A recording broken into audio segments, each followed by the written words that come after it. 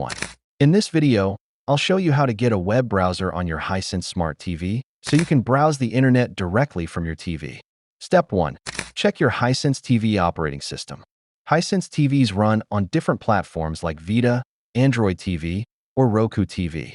But to check yours, press the home button on your remote and look at the layout and menu style. Step 2. Use the built-in browser, Vidaa TVs. If you're using a Vidaa-powered Hisense TV, press Home, then go to Apps. Look for an app called Browser or VWD Browser. Launch it to start browsing the web. Step 3. Download a browser, Android TV models.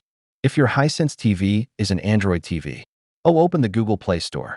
Search for and install a browser like Google Chrome, TV Web Browser, or Puffin TV Browser. Open the browser from your apps list once installed. Step 4. Use casting as an alternative.